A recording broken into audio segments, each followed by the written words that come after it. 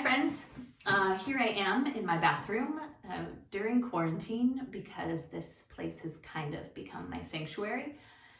It is the place where I can get away and close the door, and at least for a few minutes nobody will bother me. And so I invite you to join me for a series of videos that I'm going to be posting called Thoughts on the Throne. The seat is closed, at least currently on this one, and probably will be for most of them. But the name is intentional. It's not just that I'm sitting on the throne and maybe you're sitting on yours, getting away for a few minutes. But I also want to provide us a few thoughts about the one who is on the throne of the universe.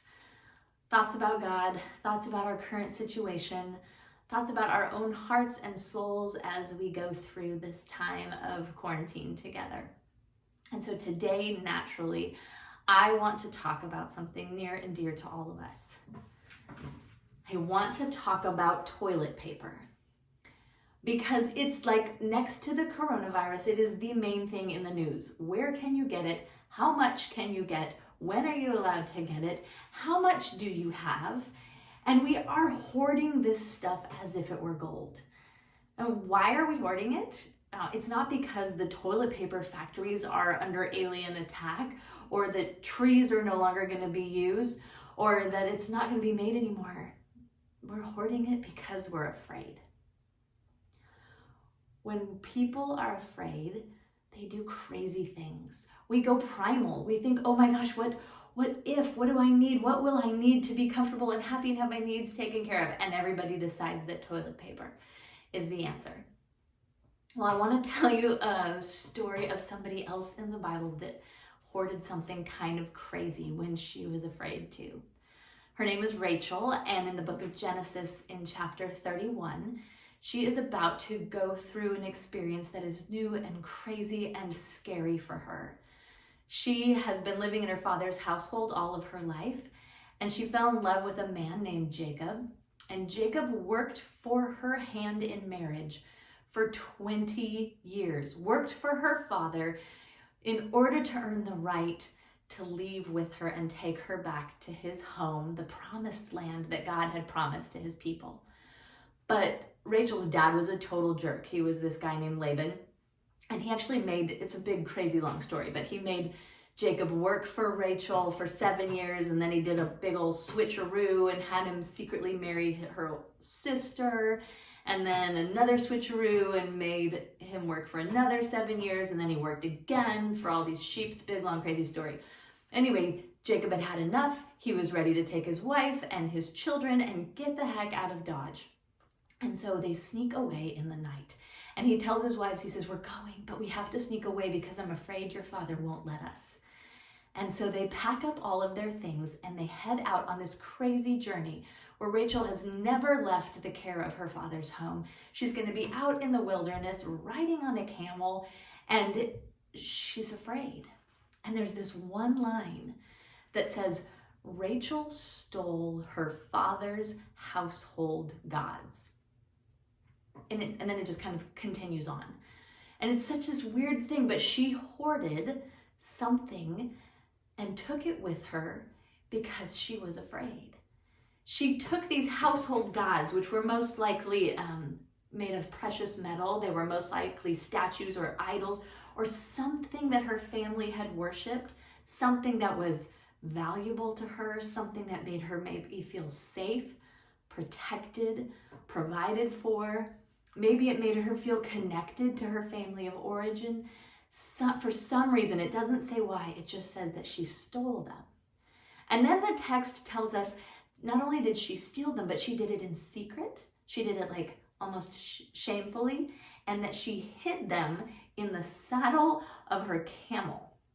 And so off they go and on their journey, sneaking away at night to go to the promised land. And Laban finds out that they're gone. And so he gathers up his man and books it across the desert, trying to catch up with Jacob and his daughters and say, what have you done? And also, who took my household gods?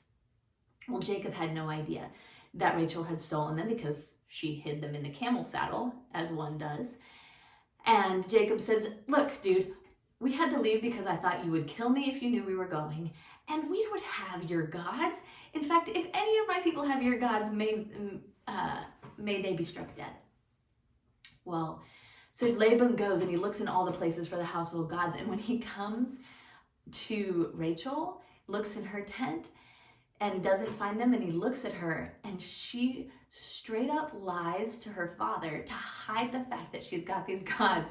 She's clever. And she says, sorry, Dad, and this is legit in the Bible, sorry, Dad, I can't get up from my saddle. I'm having my period right now. So he backs off, doesn't look for the idols, and they truck along. And I just have to stop and think about this story for a minute. Like, she took something, she hoarded something, she held on to something that she thought was going to make her safe and happy and protected and connected. But how does it work out for her? First of all, she practically dies right there on the spot because her husband doesn't even know, and he says, may death come to the one who has stolen them. And then she straight up lies through her teeth about it, and it just makes me want to ask her, how is that working out for you, Rachel? Like, are those things really making you safe and protected and comfortable and connected and loved? And then I have to ask myself the same questions. If I'm Rachel, what am I holding on to right now? As we embark on this journey that is new and unexpected and scary and different, what am I hoarding? Am I hoarding toilet paper? Am I hoarding groceries? I don't know about you, but maybe I'm hoarding like cleaning techniques, and if I just inform myself with the right ways, I can keep my family safe. Maybe you're hoarding news or information. Maybe you're hoarding other things like social media likes, or maybe you have a history of hoarding things that you didn't even know you were hoarding. Things like friends or grudges or records of victories or things that you're entitled to or people on your side or reasons other people are wrong. There's a lot of things that we hold on to because we think they're going to make us feel safe and happy and content and protected and provided for and connected. But here's the thing. None of those things will actually work out for us. So I want to ask you just a few questions. What are you holding on to? And maybe just you could fill in this blank. As long as I have blank, then I'll be okay. What is your blank? And is it something that you're holding on to? And then take a breath and ask yourself this. How's it working out for you? How is that thing providing you safety, comfort, happiness, connectedness, provision? Maybe it's kind of like my toilet paper. Can you legit see this? Look at this. I don't know if you can totally tell on the camera, but I could look through it and see you probably. This is not sufficient. It's not enough. It doesn't do the job. And in fact, I think we have 5 rolls remaining for the 8 people in our family, and we can't seem to find toilet paper anywhere. It's not enough. This isn't going to keep me happy or safe or sane or comfortable or connected or loved or provided for. It's not enough. And neither are any of the other things that we're holding on to.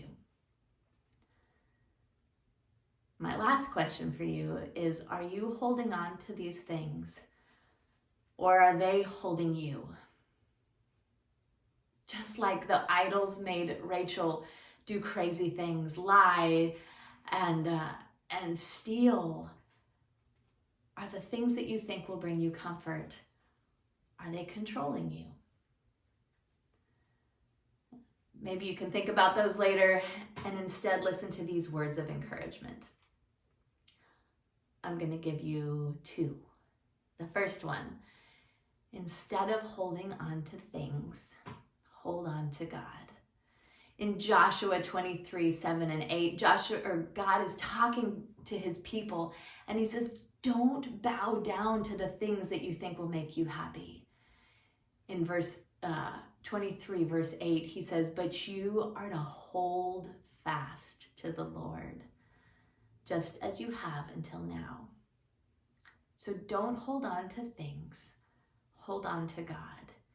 And then here's the second encouragement.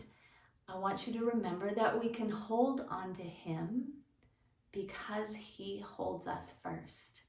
He's the same God who in Jesus came to this earth and held the hand of a dying girl. And in Mark chapter 5, verse 41, he took her by the hand and he spoke the words Talitha cum, which mean rise up, and a dying girl got up to play. And he's also the God in Isaiah 41 who doesn't just hold the hand of that little girl, but he promises to hold all of us. He says, I, the Lord your God, hold your right hand. It is I who say, fear not. I am the one who helps you. So maybe as you sneak away to your sanctuary throne, even as you take a square off the roll, will you stop and remember that he is the only one who's enough. He's the only one in this time who can make you safe, who can bring you comfort, who can provide for you. He's the one who holds you.